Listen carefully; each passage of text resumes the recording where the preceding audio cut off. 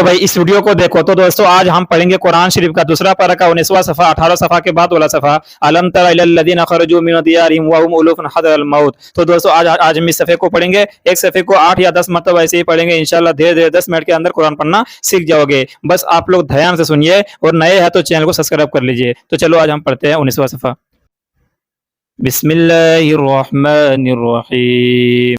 अलम तरा इलल लज़ीना खरजू मिन दियारिहिम व हुम उलूफुन हज़रल मौत फ़क़ाल लहुमुल्लाहु मूतू थुम्मा अहयाहुम इन्नल्लाहा लज़ू फ़ज़लिन अलन नास वलकिन्न अक्सरन नास ला यशकुरून वक़ातिलू फ़ी सबीलिल्लाहि वअलमू अन्नल्लाहा समीउन अलीम। मन ज़ल्लज़ी युक़रिज़ुल्लाहा क़र्ज़न हसना फ़युज़ाइफ़हु लहू अज़आफ़न कसीरा वल्लाहु यक़बिज़ु व यबसुतु व इलैहि तुरजऊन। अलम तरा इलल मलइ मिन बनी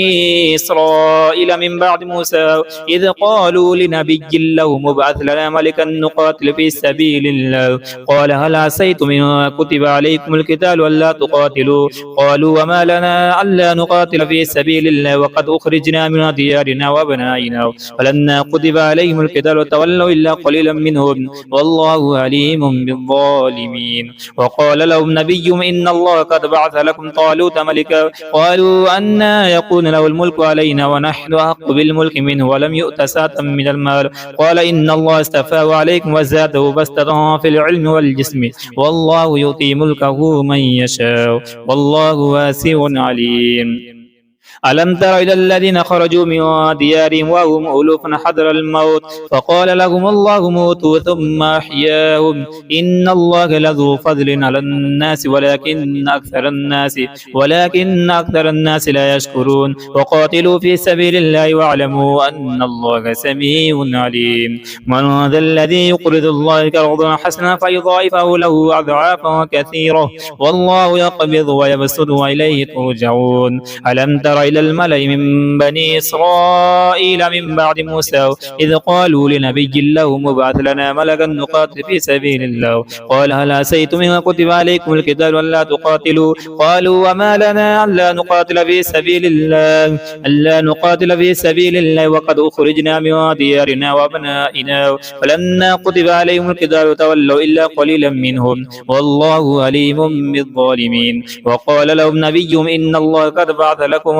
بعث لكم طالوت ملكا قالوا أنا يكون له الملك علينا ونحن أحق بالملك منه ولم يؤت سعة من المال قال إن الله استفاه عليكم وزاده بسطة في العلم والجسم والله يؤتي ملكه من يشاء والله واسع عليم. ألم تر إلى الذين خرجوا من ديارهم وهم ألوف حذر الموت فقال لهم الله موتوا ثم أحياهم إن الله لذو فضل على الناس ولكن أكثر الناس لا يشكرون وقاتلوا في سبيل الله واعلموا أن الله سميع عليم. من هذا الذي يقرض الله قرضا حسنا فيضاعفه له أضعافا كثيرة والله يقبض ويبسط وإليه ترجعون. ألم تر إلى الملأ من بني إسرائيل من بعد موسى إذ قالوا لنبي له مبعث لنا ملكا نقاتل في سبيل الله قال هل عسيتم إن كتب عليكم القتال ألا تقاتلوا قالوا وما لنا ألا نقاتل في سبيل الله وقد أخرجنا من ديارنا وأبنائنا فلما كتب عليهم القتال تولوا إلا قليلا منهم والله عليم بالظالمين. وقال لهم نبيهم إن الله قد بعث لكم طالوت ملكا قالوا أنا يكون له الملك علينا ونحن أحق بالملك منه ولم يؤت سعة من المال قال إن الله استفاه عليكم وزاده بسطة في العلم والجسم والله يؤتي ملكه من يشاء والله واسع عليم. ألم تر إلى الذين خرجوا من ديارهم وهم ألوف حذر الموت فقال لهم الله موتوا ثم أحياهم إن الله لذو فضل على الناس ولكن أكثر الناس لا يشكرون وقاتلوا في سبيل الله واعلموا أن الله سميع عليم. من هذا الذي يقرض الله قرضا حسنا فيضاعفه له أضعافا كثيرة والله يقبض ويبسط وإليه ترجعون. ألم تر إلى الملأ من بني إسرائيل من بعد موسى إذ قالوا لنبي له مبعث لنا ملكا نقاتل في سبيل الله قال هل عسيتم إن كتب عليكم القتال ألا تقاتلوا قالوا وما لنا ألا نقاتل في سبيل الله وقد أخرجنا من ديارنا وأبنائنا فلما كتب عليهم القتال تولوا إلا قليلا منهم والله عليم بالظالمين وقال لهم نبي إن الله قد بعث لكم طالوت ملكا قالوا أنى يكون له الملك علينا ونحن أحق بالملك منه ولم يؤت سعة من المال قال إن الله استفاه عليكم وزاده بسطة في العلم والجسم والله يؤتي ملكه من يشاء والله واسع عليم ألم تر إلى الذين خرجوا من ديارهم وهم ألوف حذر الموت فقال لهم الله موتوا ثم أحياهم إن الله لذو فضل على الناس ولكن أكثر الناس لا يشكرون وقاتلوا في سبيل الله واعلموا أن الله سميع عليم من هذا الذي يقرض الله قرضا حسنا فيضاعفه له أضعافا كثيرة والله يقبض ويبسط وإليه ترجعون ألم تر إلى الملأ من بني إسرائيل من بعد موسى إذ قالوا لنبي له مبعث لنا ملكا نقاتل في سبيل الله قال هل عسيتم إن كتب عليكم القتال ألا تقاتلوا قالوا وما لنا ألا نقاتل في سبيل الله وقد أخرجنا من ديارنا وأبنائنا فلما كتب عليهم القتال تولوا إلا قليلا منهم والله عليم بالظالمين وقال لهم نبي إن الله قد بعث لكم طالوت ملكا قالوا أن يكون له الملك علينا ونحن أحق بالملك منه ولم يؤت سعة من المال قال إن الله استفاه عليكم وزاده بسطة في العلم والجسم والله يؤتي ملكه من يشاء والله واسع عليم ألم تر إلى الذين خرجوا من ديارهم وهم ألوف حذر الموت فقال لهم الله موتوا ثم أحياهم إن الله لذو فضل على الناس ولكن أكثر الناس لا يشكرون وقاتلوا في سبيل الله واعلموا أن الله سميع عليم من هذا الذي يقرض الله قرضا حسنا فيضاعفه له أضعافا كثيرة والله يقبض ويبسط وإليه ترجعون